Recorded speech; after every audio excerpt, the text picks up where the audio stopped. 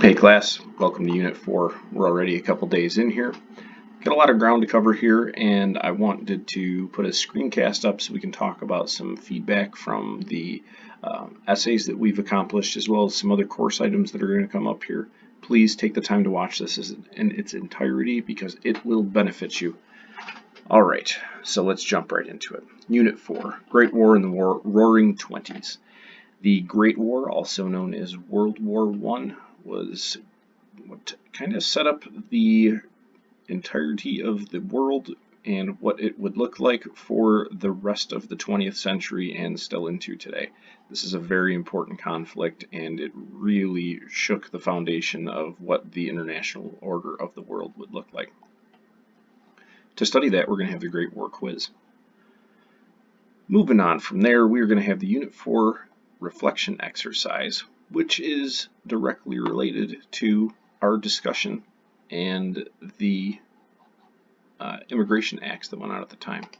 So that Unit 4 reflection exercise, this is going to be informal. Think of this as a guided journal type of thing, or notes, something you'd like to communicate to me with how you're feeling, how you're tracking on as you're going through this. We're going to talk about the effect on your perspective of what it looked like in 1921 and 1924 for immigration laws, and then let's talk about how your family ended up in America. This is going to be directly related to the Unit 4 reflection exercise is going to be directly related to the Unit 4 discussion. The Unit 4 discussion. I'd like to say congratulations. All of you are running for Georgia's 99th Congressional District, and it is 1926. You all are going to have to prepare a 5-minute campaign speech. Now, a campaign speech isn't going to sound like it sounds today, where people have slow pauses and speak and use teleprompters. I encourage you all to Google FDR was one of the best for this. He'll be slamming the fists up and down and shouting as he's going through here and has that great repetitive tone. So I encourage everybody to go through here. It will set the stage for this, and I encourage you all have fun with this. Talk about this, of course. Keep everything civil as we're going through here, and yeah, we'll have some fun here with that. Okay, moving along from there. So far, walk it back a little bit. We're talking quiz for the Great War. We have a quiz for the Jazz Age as the next portion that we're covering. For Unit 4, we're also going to have the reflection exercise that you're journaling, and then we are going to have the discussion. The third and final written assignment that we are going to have mixed in here is the final project brainstorm discussion. Here is where we want to get the wheel turning on what we are going to do for our final project inside this course. This is not something we want to wait until the last minute to try and come up with. In order to understand what we're going to do for a final project, let's back it up a little bit and let's take a look at our final project, what we are going to be doing. So our final project, you've got a variety of options. You could write an essay if you'd like to. You can make a narrated presentation or a video. You could have a 10 to 15 minute podcast or radio show. You could make a history through the lens of music with at least 10 songs and explain how we're going through there. Unit 7 is going to get into that. As we said at the outset of this course, we're trying some new things for mediums of learning. Or you can choose another medium of your choice. Take a look, read all these directions, and then we'll hop on to do the final project brainstorming discussion post, interact with at least 3 of your classrooms, and this will be a great opportunity for each of you to really get a head start on what is going to be going on for the closeout weeks of the course here. That is a mandatory assignment. That one's not optional. Okay, so digging around here, let's keep talking. So we are midway through the midterm. Great work so far. The midterm is a challenging assignment. As you are taking that test, please take your time. It is a important part of your grade, but it is not the end all be all of your grade. The midterm is worth 10%. So say you get a 70 on it. You can still get a 97 in the course overall. Right? This is something that you should take seriously, but if you don't do that well on it, we can recover from it. That's all I'm trying to say here. And also be on the lookout. There will be some sort of extra credit coming down here probably next week in the course, and that will help you pad anything that you have a bit of a struggle with so far in the course. All right, now let's talk about our Unit 2 essays. Most common thing that we saw in here, the content inside the essays, y'all have a great grasp of what was going on with that labor or agrarian struggles and success that went on in the late 19th century. The problem that comes up a lot of the time is citations. Take a statement like this. I put two scenarios out here that I typed up.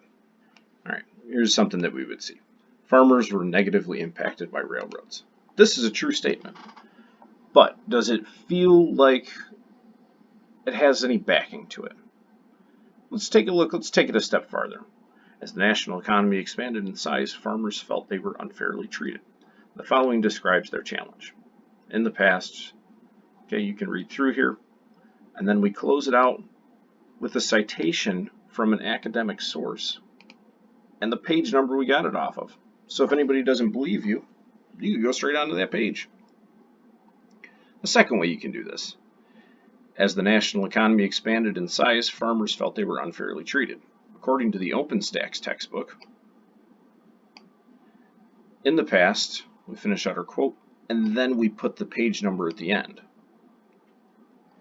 This is kind of just splitting our citation in two. Right? We're given the location at first, but then we got to say what page number we got it off of. Now let's look at the last example where we could paraphrase.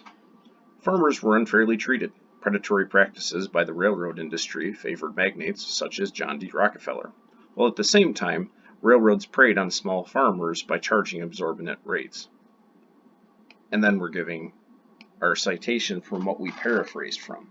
Now please take note, in our 3 quality examples, we are ending with something in parentheses.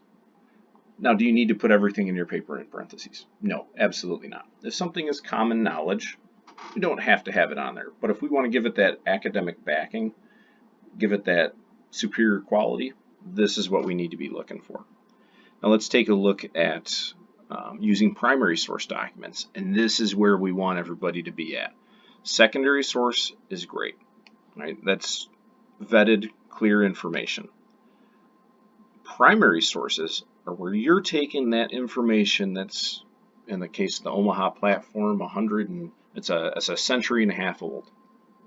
You're reading that and forming your own opinions. So the Omaha platform proposed that the government should control railroads. Yes, that is something that you would say read on Wikipedia. That would be, okay, it's probably true, but we aren't quite sure. Now, if we say in the late 19th century, farmers felt the railroads industry should be under the control of the federal government, that would be something that you were saying at the time. In their charter document, the Populist Party expressed the following. Direct quotation, and then we provide a citation. Now, say the citation was in a part of a book, we'd put a number at the end of it. But if you're looking at just a web page like the Omaha platform was, we don't have a number to go with it. So we can just put down Omaha platform.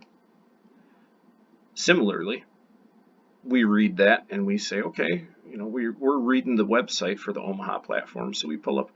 In the late 19th century, farmers felt the railroad industry should be under the control of the federal government. In their charter document, the Populist Party asserted that railroads should be operated for the good of the public by the federal government. This is paraphrasing the quote from up here. So you have the option of however you'd like to do it. But these are the 2 quality ways that you can back up your writing on here. Please take the time to think about this as you're going through there, because I read so many great things in so many of these essays, but then I say to myself, where did they get this from? Of Of course, I know in the background because I'm reading 27 of these essays in a row, but it's to lend credibility. Y'all are putting in a great amount of work in these essays, and I'd love to see the outstanding work that each of you are doing here. Let's make sure that your work reflects how much effort you're putting into it by following proper formatting on there. So before we post the next, before we go through for our next essay when that comes up, I believe it might be next week, we will, I'll post some MLA formatting videos on there and some links to some helpful areas so we can put our best foot forward for our next essays that come up. I think that about covers the course here, or for at least Unit 4 and all of our current happenings that are going on. Feel free to give me a call, send me a text message, send me an email in course. I'm happy to answer any questions that come up. Good luck on the midterm exams. Take your time, and we'll be talking soon. Thanks, everybody.